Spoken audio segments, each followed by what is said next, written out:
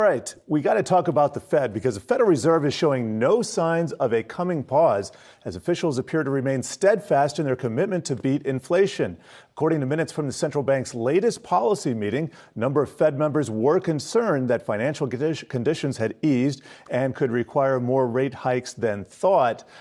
Julie, I was listening to Powell a few weeks ago when he was talking about things. He didn't push back about the easier or the financial conditions, which really had eased a little bit. Now, over the longer term, they've definitely strengthened, but they have eased in the short term. You could say it facilitated a rally, the rally that we had this year. So I didn't really see anything new in there, but the market really didn't react that much. It didn't react that much, but what the minutes have sort of marked as a point in time is the point at which we have finally seen the Fed and the market come together, right? We've been asking the question all year long, right? The Fed says it's going to be raising rates till a certain point. The market doesn't believe them. Right. Who is right?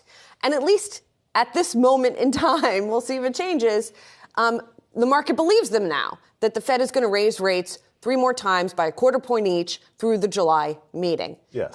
Again, that could change, but it is interesting because the Fed hasn't necessarily had that credibility or believability on the part of market participants. Yeah, and we have a couple charts here. First, can we show how these two things have converged? This is going to be the Federal Reserve's dot plot forecast for where they see short-term interest rate going. You can see 2022 on the left, 2023, there is a bump there. And that's what we're saying. We have finally seen a convergence between what the Fed is expecting and how markets are pricing this in. And this is in short-term interest rate futures and derivatives.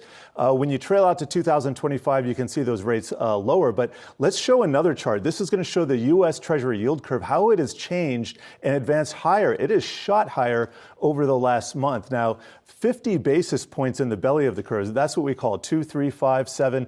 Those tenors in there, 50 basis points is just an incredible move for that part. And so that has slowed the advance that we saw in risk assets.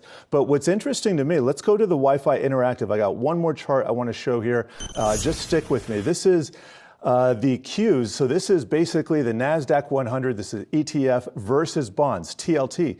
And you can see here at NASDAQ, the Qs, they came back here in January, retested these lows from October, November, late last year, and then they took off. Now, when we saw bonds retreating before and interest rates going higher, they move inversely. We saw the Qs retreat to those lower levels. But when it happened this last time, there wasn't that much of a retracement. So we have a short-term uptrend in the Qs. That is the NASDAQ right now. So interest rate, this latest shift higher did not weigh on the market as much as it did before. That tells me the market is finally coming into agreement with the Fed, and that should slow down all this volatility that we see in the rates market and the currencies, then it feeds into risk markets.